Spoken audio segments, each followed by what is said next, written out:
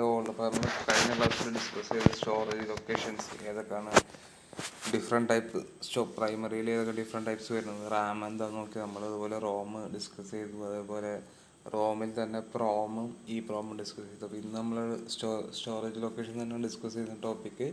നമ്മളിന്ന് രണ്ട് ടോപ്പിക്കാണ് എടുക്കുന്നത്. ഒന്ന് ക്യാഷ് മെമ്മറി, രണ്ടാമത് രജിസ്റ്റർ.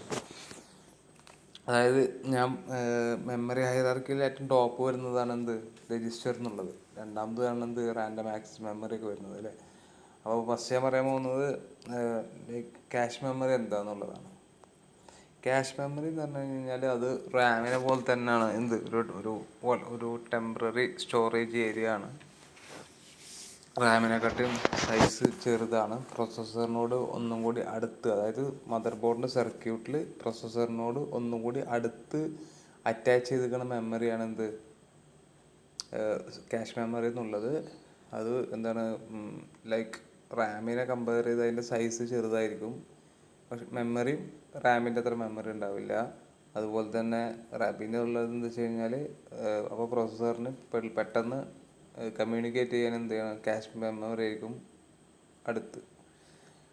അപ്പോൾ ഇത്രയും കാര്യങ്ങളൊക്കെയാണ് ക്യാഷ് മെമ്മറിനെ കുറിച്ച് പറഞ്ഞു. ബാക്കി പോയിന്റ്സ് ഡിസ്കസ് ചെയ്ത് നോക്കാം. Cash memory is A chip based computer component that makes retrieving data from computers memory more efficient. അതായത് ക്യാഷ് മെമ്മറി എന്ന് പറഞ്ഞാൽ ചിപ്പ് ബേസ്ഡ് കമ്പ്യൂട്ടർ കമ്പോണൻ്റ് ആണ്. അത് ചെറിയൊരു ചിപ്പ് ബേസ്ഡ് കമ്പോണൻ്റ് ആണ്. അതെന്താണ് അതായത് പ്രൊസസ്സറിന് കമ്പ്യൂട്ടേഴ്സ് മെമ്മറി മോർ എഫിഷ്യൻറ്റ്. ആ ചിപ്പ് ബേസ്ഡ് ആയതുകൊണ്ട് അതിൽ നിന്ന് ഡാറ്റ എടുക്കാൻ കമ്പ്യൂട്ടറിന് പെട്ടെന്ന് എളുപ്പമായിരിക്കും. അതാണ് ഫസ്റ്റ് പോയിന്റ് പറയുന്നത്. രണ്ടാമത്തെ point, it act as A temporary storage area that computers process can retrieve data from easily. അതായത് റാമിൻ്റെ അതേ പ്രോപ്പർട്ടി തന്നെയാണ്. ഇറ്റ് ടെമ്പററി സ്റ്റോറേജ് ഏരിയ ആണ്. അതുകൊണ്ട് കമ്പ്യൂട്ടറിൻ്റെ പ്രൊസസ്സർ ചെയ്യാൻ പെട്ടെന്ന് റിട്രീവ് ചെയ്യാം. മൂന്നാമത്തെ പറയുന്നത്, ഈ ടെമ്പററി സ്റ്റോറേജ് ഏരിയ പറഞ്ഞ് വരുന്നത് ക്യാഷ് എന്നുള്ളത്. അതിനെ നമ്മൾ ക്യാഷ് മെമ്മറി എന്ന് കോൾ ചെയ്യുന്നത്. നാലാമത്തെ പോയിന്റ് പറയുന്നത് വെച്ച് കഴിഞ്ഞാൽ, നാലാമത്തെ പോയിന്റ് എന്ന് പറഞ്ഞു കഴിഞ്ഞാൽ cache memory is sometimes called CPU memory. Cache memory ചില CPU മെമ്മറി എന്ന് കോൾ ചെയ്യുന്നുണ്ട്. കാരണം എന്താ വെച്ച് കഴിഞ്ഞാൽ അത് പറയുന്നത് it is typically integrated directly into the CPU chip or placed on a separate chip that has an separate bus interface with CPU. അതായത് ഈ ക്യാഷ് മെമ്മറിയാണ് CPU ഡയറക്റ്റ് കണക്ഷൻ ഉള്ളത്. അല്ലെങ്കിൽ ഒരു ഡയറക്റ്റ് ബസ് എന്ന് പറഞ്ഞു കഴിഞ്ഞാൽ ഒരു കണക്ഷൻ സീരീസിന് പറഞ്ഞ പേരാണ് ബസ് എന്നുള്ളത് കേട്ടോ. രണ്ട് നമ്മൾ സാധാരണ റൂട്ടിലോട്ട് ബസ്സല്ല. അപ്പോൾ ബസ് കണക്ഷൻ സീരീസ് ആണ്. അപ്പോൾ ഒന്നില്ലെങ്കിൽ ഡയറക്റ്റ് CPU ഇൻറ്റിഗ്രേറ്റഡ് ആയിരിക്കും, അല്ലെങ്കിൽ ആ CPU കണക്ഷനുള്ള ബസ്സിൽ ഈ ക്യാഷ് മെമ്മറി ഇന്റർ കണക്ട് ഉണ്ടാവും. അതുകൊണ്ട് ഫസ്റ്റ് പറഞ്ഞ പോയിന്റ്, പെട്ടെന്ന് ഡാറ്റ റിട്രീവ് ചെയ്യുക. ശരിക്കും റാമും ക്യാഷും ഒരേ പ്രവൃത്തി തന്നെയാണ് ചെയ്യുന്നത്. ചെറിയൊരു ഡിഫറൻസ് ഉണ്ട്. ലാസ്റ്റ് ഞാൻ പറഞ്ഞുതരാം. ക്യാഷും റാമും ഒരേ വർക്കാണ് ചെയ്യുന്നത്. ടെമ്പററി ഡാറ്റ സ്റ്റോർ ചെയ്ത് വെക്കും. പ്രൊസസ്സറിന് പെട്ടെന്ന് റാമും ക്യാഷും തമ്മിൽ ഡിഫറൻസ് എന്ന് വെച്ച് കഴിഞ്ഞാൽ, ഫസ്റ്റ് റീസൺ ക്യാഷ് ലൊക്കേറ്റ് ചെയ്ത് പ്രൊസസ്സറിന് തൊട്ടടുത്ത് തന്നെ ആയിരിക്കും. അതുകൊണ്ട് പ്രൊസസ്സറിന് ആവശ്യങ്ങൾക്കനുസരിച്ച് ഡാറ്റ പെട്ടെന്ന് റിട്രീവ് ചെയ്യുക. അതാണ് ഫസ്റ്റ് പറയുന്നത്. രണ്ടാമത്തെ പറഞ്ഞു കഴിഞ്ഞാൽ, it is more accessible to the അടുത്ത പോയിന്റ് പറഞ്ഞിട്ട്, it is more accessible to the processor and able to increase efficiency. അതായത് പെട്ടെന്ന് ആക്സസ് ചെയ്യാൻ പറ്റുന്ന അതിൻ്റെ എഫിഷ്യൻസി, അതായത് അതിൻ്റെ കഴിവ് പ്രൊസസ്സറിൻ്റെ സ്പീഡ് നോർമലി കൂടും. But it is physically close to the processor. അതായത് നേരത്തെ ഫസ്റ്റ് പോയിന്റ് പറഞ്ഞത്, മദർ ബോർഡിൽ പ്രൊസസ്സറിന് തൊട്ടടുത്ത് തന്നെ ഇരിക്കുന്നുണ്ടാവില്ലേ ക്യാഷ് മെമ്മറി ഉണ്ട്. അതുകൊണ്ടിരിക്കും അതിന് പെട്ടെന്ന് ആക്സസ് ചെയ്യാൻ പറ്റുന്നത്. ആ പെട്ടെന്ന് ആക്സസ് ചെയ്യാൻ പറ്റുന്നതുകൊണ്ട് നോർമലി ക്യാഷ് ഉള്ളത് കൊണ്ട് CPU എഫിഷ്യൻസി ഇൻക്രീസ് ചെയ്യും. നെക്സ്റ്റ് പറയുന്നത് വെച്ച് കഴിഞ്ഞാൽ, in order to close to the processor cache memories need to be much smaller than main memory. അതായത് ഒന്നുകൂടെ പ്രൊസസ്സറിന് തൊട്ടടുത്തായതുകൊണ്ട് മെയിൻ മെമ്മറിൻ്റെ അത്ര വേണ്ട. അതായത് cache memory needs to be much smaller than main മെമ്മറിയെക്കാട്ടി ചെറുതായിരിക്കും. Consequently it has less storage space. അതായത് മെയിൻ മെമ്മറി എന്ന് പറയുമ്പോൾ റാമിൻ്റെ അത്ര സൈസ് ഉണ്ടാവില്ല, ചെറുതായിരിക്കും. ആ ചെറുതായതുകൊണ്ട് തന്നെ അതിലെന്തായിരിക്കും കുറച്ച് സ്റ്റോറേജ് സ്പേസ്. റാമിൻ്റെ സ്റ്റോറേജ് സ്പേസ് നമുക്ക് എന്ത് ചെയ്യില്ല, ക്യാഷിന് കിട്ടണമെന്നില്ല. ഇപ്പം ക്യാഷ് റാം 4 GB 128 GB ഒക്കെ വരുന്നുണ്ട്. പക്ഷേ ക്യാഷ് എന്ത് അത്രക്കും ഉണ്ടാവില്ല. കാരണം എന്താണ്, അത് ചെറിയ സൈസാണ്. അതുകൊണ്ട് എന്ത് ചെറിയ സ്പേസേ അതിനുണ്ടാവുള്ളൂ. It is also more expensive than main memory. അതായത് റാമിനെക്കാട്ടും എക്സ്പെൻസീവ് ആയിട്ടുള്ളതാണ് എന്ത് ക്യാഷ് മെമ്മറി എന്നുള്ളത്. And it is a more complex chip that yield higher performance. അതെന്ന് കഴിഞ്ഞാൽ അതിൻ്റെ സർക്യൂട്ട്സ് ഒരു കോംപ്ലക്സ് സർക്യൂട്ട്സ്, അതായത് ഒരു കോംപ്ലക്സ് രീതിയിലുള്ള, കോംപ്ലക്സ് മീൻസ് ഡിഫിക്കൽട്ടി ലെവലുള്ള ചിപ്പ് ലെവലായിരിക്കും എന്തുണ്ടാവല്, ക്യാഷ് മെമ്മറിക്ക് ഉണ്ടാവല്. അതുകൊണ്ടാണ് അതിനെന്ത് ഹയർ പെർഫോമൻസും നൽകുന്നത്. അപ്പോൾ റാമിനെക്കാട്ടും സൈസും കുറവായിരിക്കും, സ്റ്റോറേജും കുറവായിരിക്കും. അതുപോലെ തന്നെ റാമിനെക്കാട്ടും എക്സ്പെൻസീവ് ആണ് എന്ത് ക്യാഷ് മെമ്മറി. അതെന്തുകൊണ്ടാണെന്ന് വെച്ച് കഴിഞ്ഞാൽ അതിൻ്റെ ചിപ്സ്, അതായത് ചിപ്പ് സെറ്റ് ചെയ്തിരിക്കുന്നത് കോംപ്ലക്സ് ആയ ഒരു സർക്യൂട്ട് വെച്ചിട്ടാണ് അതിന് ചിപ്പ് ക്രിയേറ്റ് ചെയ്തിട്ടുള്ളത്. അതുകൊണ്ട് തന്നെയാണ് എന്ത് അതിന് ഹയർ പെർഫോമൻസ് നൽകുന്നത്. അത് റാമിനെക്കാട്ടും സ്പീഡിലാണ് എന്ത് ചെയ്യുന്നത് ക്യാഷ് മെമ്മറി വർക്ക് ചെയ്യുന്നത്. Cache memory is not that useful, however, when interacting with other components it becomes a critical part of a system. അതായത് ക്യാഷ് മെമ്മറി മാത്രം, അതായത് പറഞ്ഞതെന്ന് വെച്ച് കഴിഞ്ഞാൽ cache memory is not that useful, however, when interacting with other components it becomes a critical part of any. അതായത് cache memory ഒറ്റയ്ക്ക് എടുത്ത് നോക്കിക്കഴിഞ്ഞാൽ അതിന് വലിയ ഇമ്പോർട്ടൻസ് ഒന്നും ഉണ്ടാവില്ല. പക്ഷേ കമ്പ്യൂട്ടറിന് മൊത്തം വർക്കിംഗ് എടുത്ത് നോക്കിക്കഴിഞ്ഞാൽ ക്യാഷ് മെമ്മറി എന്നുള്ളത് എന്താണ്, ഒരു കമ്പ്യൂട്ടറിൻ്റെ ഒരു ക്രിറ്റിക്കൽ പാർട്ടാണ്, അത് ഇമ്പോർട്ടൻറ്റ് പാർട്ടാണ്. അത് എന്താണെന്നുള്ളത് അടുത്ത പോയിന്റ് പറയുന്നുണ്ട്.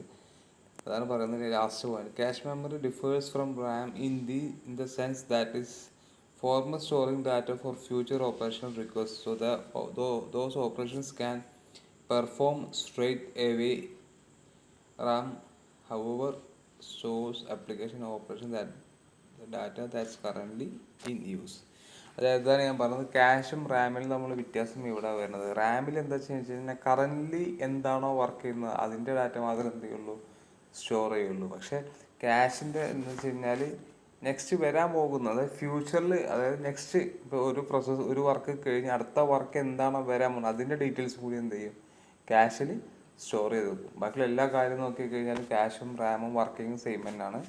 വ്യത്യാസം എന്താ വെച്ച് കഴിഞ്ഞാൽ ഒന്നും കൂടി പ്രൊസസ്സറിൻ്റെ അടുത്തായിരിക്കും, സൈസ് ചെറുതായിരിക്കും, സ്പേസും കുറവായിരിക്കും, കുറച്ചും കൂടി എന്ത് ചെയ്യും റാമിനെക്കാട്ടി എക്സ്പെൻസീവാണ് എന്ത് cache memory.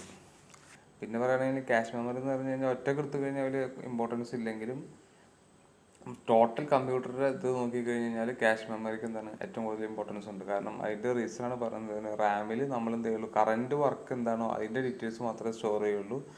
ക്യാഷിൽ current work plus next വരാൻ പോകുന്ന എന്തെങ്കിലും വർക്ക് ഉണ്ടെങ്കിൽ അതിൻ്റെ റിക്വസ്റ്റ്, അങ്ങനത്തെ ഒരു പ്രോസസ്സ് വർക്ക് ചെയ്യേണ്ട അടുത്ത് വേറൊരു പ്രോസസ്സ് വരാണെങ്കിൽ അതിനെന്ത് ചെയ്യും നേരെ ക്യാഷിൽ കൊണ്ടിട്ട് സ്റ്റോർ ചെയ്ത് വെക്കും. എന്നിട്ട് എന്ത് ചെയ്യും, ഇപ്പം ഫോർ എക്സാമ്പിൾ പറയുകയാണ്, ഇപ്പോൾ ഒരു വർക്ക് നടന്നുകൊണ്ടിരിക്കുന്നുണ്ട്, അപ്പം അതിൻ്റെ കൂടെ തന്നെ നെക്സ്റ്റ് വർക്ക് വന്നു. അപ്പോൾ ആ വർക്കിൻ്റെ ഡീറ്റെയിൽസ് ഇപ്പോൾ ക്യാഷിലുണ്ടാവും, റാമിലുണ്ടാവും. അപ്പോൾ അടുത്ത വർക്ക് വന്നു കഴിഞ്ഞാൽ നേരെ എന്ത് ചെയ്യും, അത് റാമിൽ കൊണ്ടുപോകില്ല, അത് നേരെ എന്ത് ചെയ്യും ക്യാഷിൽ കൊണ്ടുപോയിട്ട് ക്യാഷ് മെമ്മറിയിൽ കൊണ്ടുപോയിട്ട് എന്ത് ചെയ്യും സേവ് ചെയ്ത് വെക്കും. അപ്പോൾ അതാണെന്ത്, എന്നിട്ട് റാമിലുള്ള വർക്ക് കഴിഞ്ഞ് നോർമലി ആ ക്യാഷ് മെമ്മറി എന്ത് ചെയ്യും അതിനെ റാമിലോട്ട് പാസ് ചെയ്യും. പിന്നെ അടുത്ത പ്രോസസ്സ് വരുമ്പോൾ വീണ്ടും എന്ത് ചെയ്യും അതിനെ ക്യാഷ് മെമ്മറിയിൽ സ്റ്റോർ ചെയ്ത് വെക്കും. എന്നിട്ട് ആ വർക്ക് കഴിഞ്ഞാൽ റാമിലോട്ട് പാസ് ചെയ്യും. അപ്പോൾ അതാണ് എന്ത് ഡിഫറൻസ് പറഞ്ഞത്. ക്യാഷ് മെമ്മറിയിൽ ഫ്യൂച്ചർ ഓപ്പറേഷൻ റിക്വസ്റ്റ് എന്ത് ചെയ്യും സേവ് ചെയ്ത് വെക്കുമ്പോഴേക്കും റാമിൽ കറണ്ട് എന്താണ് നടക്കുന്നത് ആ കാര്യം മാത്രം എന്ത് ചെയ്യും സ്റ്റോർ ചെയ്യും. അപ്പോൾ ഇതാണ് എന്ത് പറയാനുള്ളത് ക്യാഷ് മെമ്മറി എന്നുള്ളത് പറയാനുള്ളത്. അപ്പോൾ ജസ്റ്റ് ഒരു ചെറിയ ടോപ്പിക്കാണ്. അപ്പോൾ ജസ്റ്റ് ഒന്ന് വായിച്ചു നോക്കുക. അല്ല PDF അതിന് കൂടെ ഷെയർ ചെയ്യേണ്ട. അപ്പോൾ നിങ്ങൾ എന്ത് ചെയ്യുക, ക്ലാസ് കണ്ടതിന് ശേഷം ഒന്ന് വായിച്ചു നോക്കുക, ഇല്ലെങ്കിൽ ക്ലാസ് കാണുമ്പോൾ തന്നെ ജസ്റ്റ് ഒന്ന് നോക്കുക കേട്ടോ. എന്തെങ്കിലും ഡൗട്ട് ഉണ്ടെങ്കിൽ നിങ്ങൾ എന്ത് ചെയ്യുക കോൺടാക്ട് ചെയ്യുക. നെക്സ്റ്റ് പറയുന്നത് രജിസ്റ്ററാണ്. നമ്മൾ മെമ്മറി ഹൈറാർക്കിയൊക്കെ പഠിക്കുന്ന സമയത്ത് ഞാൻ കുറേ മുമ്പ് പറഞ്ഞത് രജിസ്റ്റർ എന്ന് പറഞ്ഞാൽ ഏറ്റവും ചെറിയ സ്പേസിലെടുക്കുന്ന മെമ്മറി ഒരു സ്റ്റോറേജ് ഏരിയ ആണെന്ത് രജിസ്റ്റർ എന്ന് പറഞ്ഞാൽ. അതായത് നമ്മൾ മെമ്മറി ഹൈറാർക്കിയിൽ ഏറ്റവും ടോപ്പ് വരുന്നത് എന്താണ് രജിസ്റ്ററാണ്. അപ്പോൾ അന്ന് ഞാൻ പറഞ്ഞു രജിസ്റ്റർ പിന്നീട് ഡിസ്കസ് ചെയ്യുമെന്ന് ഞാൻ പറഞ്ഞിട്ടുണ്ടായിരുന്നു. അപ്പോൾ രജിസ്റ്റർ എന്ന് പറഞ്ഞു കഴിഞ്ഞാൽ എന്താ പറയുക, register is a temporary storage area built in CPU. Register is a temporary storage area built into a CPU. അതായത് രജിസ്റ്റർ എന്ന് പറഞ്ഞാൽ ചെറിയൊരു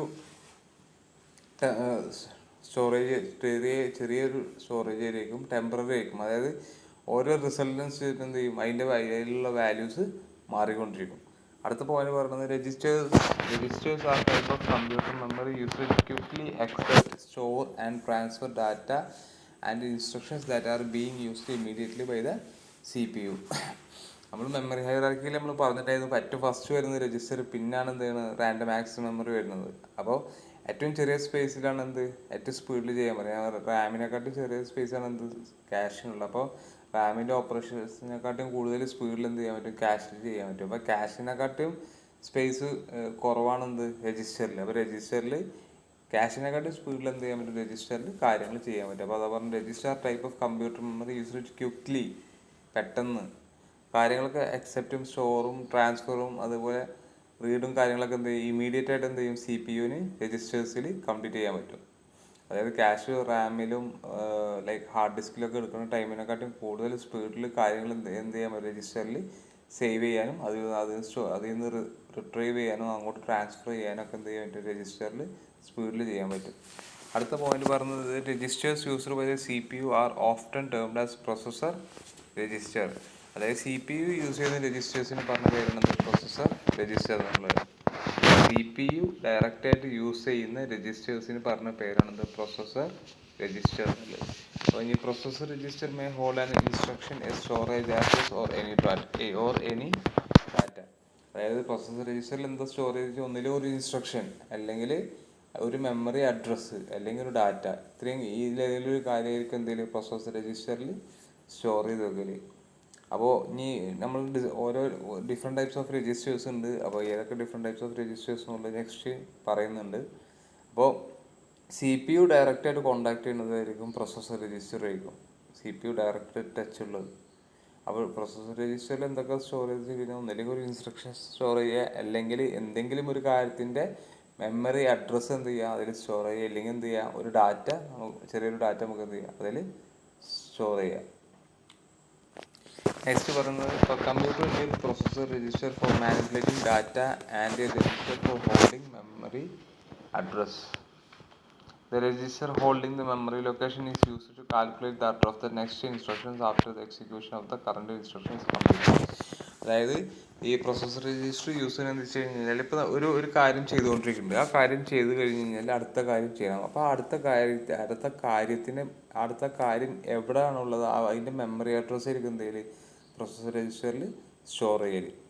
അപ്പോൾ ആ ഇൻസ്ട്രക്ഷൻ കഴിഞ്ഞ് നേരെ പ്രൊസസ്സർ രജിസ്റ്ററിൽ പോയിട്ട് നെക്സ്റ്റ് ഇൻസ്ട്രക്ഷൻ്റെ മെമ്മറി അഡ്രസ്സിൽ പോയിട്ട് ഇൻസ്ട്രക്ഷൻ എടുത്തിട്ട് വീണ്ടും റീഡ് ചെയ്യും. അത് കഴിഞ്ഞാൽ അടുത്ത ഇൻസ്ട്രക്ഷൻ എന്താണോ അത് പ്രൊസസ്സർ രജിസ്റ്ററിൽ വരും.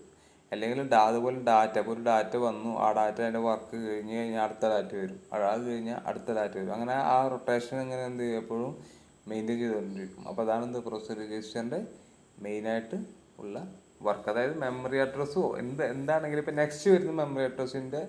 നെക്സ്റ്റ് വരുന്ന എന്താണ് അതിൻ്റെ മെമ്മറി അഡ്രസ്സ് ആയിരിക്കും മെയിനായിട്ട് പ്രൊസസ്സർ രജിസ്റ്ററിൽ സ്റ്റോർ ചെയ്ത് വെക്കൽ.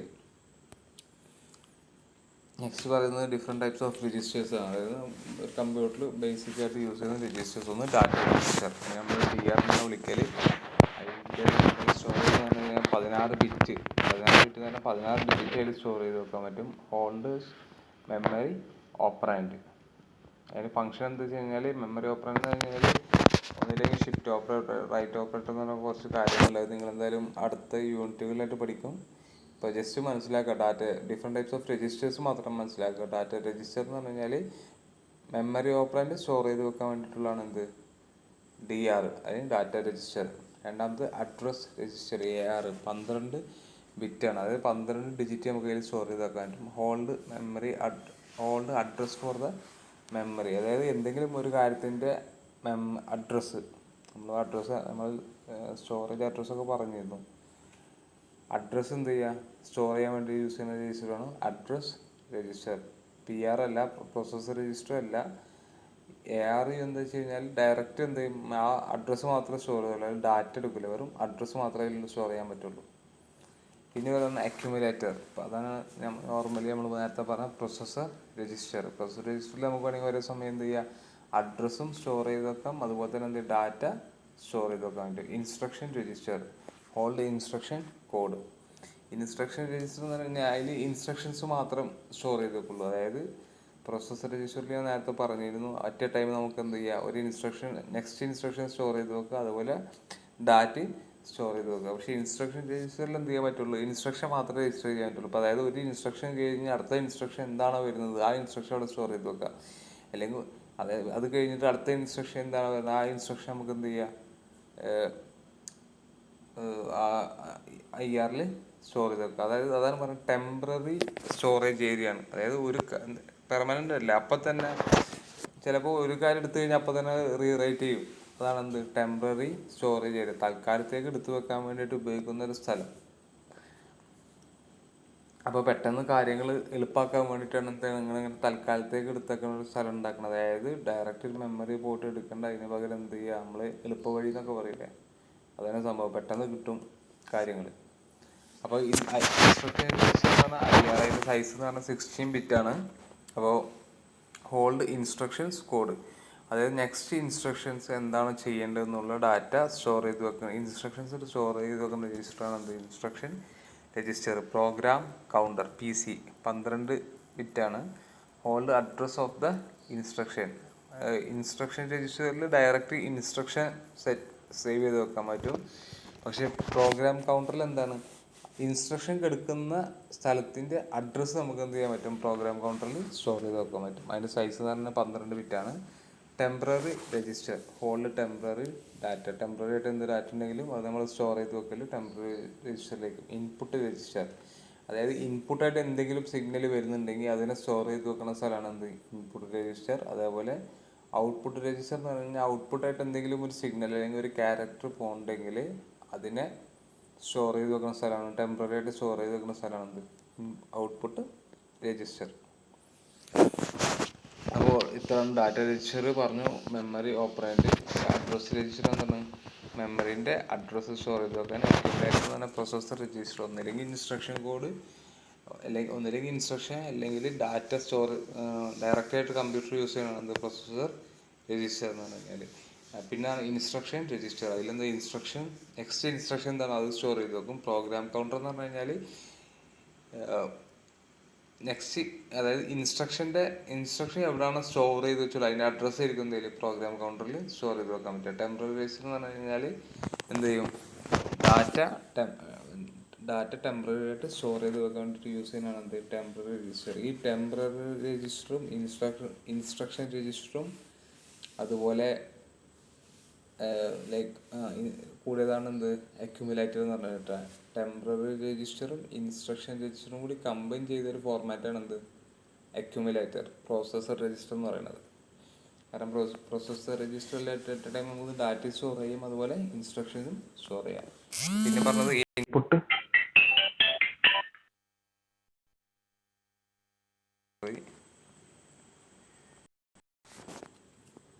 അപ്പോൾ നമ്മൾ രജിസ്റ്റർ എന്ന് ഉദ്ദേശിക്കുന്നത് ഇൻപുട്ട് രജിസ്റ്റർ എന്ന് പറഞ്ഞു കഴിഞ്ഞാൽ ഇൻപുട്ട് സിഗ്നൽ എന്തെങ്കിലും വരുന്നുണ്ടെങ്കിൽ അത് സ്റ്റോർ ചെയ്ത് വെക്കാൻ വേണ്ടിയിട്ട്, അല്ലെങ്കിൽ ഒരു ക്യാരക്ടർ ഇൻപുട്ടായിട്ട് വരുന്നുണ്ടെങ്കിൽ അത് സ്റ്റോർ ചെയ്ത് വെക്കാൻ വേണ്ടിയിട്ട്. ഔട്ട്പുട്ട് രജിസ്റ്റർ എന്ന് പറഞ്ഞു കഴിഞ്ഞാൽ ഔട്ട്പുട്ടായിട്ട് എന്തെങ്കിലും ഒരു ക്യാരക്ടർ പോകണമെങ്കിൽ അത് ടെമ്പററി ആയിട്ട് സ്റ്റോർ ചെയ്ത് വെക്കേണ്ടതാണ് ഔട്ട്പുട്ട് രജിസ്റ്റർ എന്ന് പറഞ്ഞാൽ. അടുത്ത കോൾ ഇപ്പോൾ വരും തോന്നുന്നു. അപ്പോൾ എന്തായാലും ഇന്നത്തെ ക്ലാസ് ഇപ്പോൾ എത്ര ഉള്ളൂ. അപ്പോൾ ജസ്റ്റ് എന്തായാലും നോക്കുക, എല്ലാവരും റീഡ് ചെയ്ത് നോക്കുക. എന്തെങ്കിലും ഡൗട്ട് ഉണ്ടെങ്കിൽ എന്ത് ചെയ്യുക, കോൺടാക്ട് ചെയ്യുക. Thank you.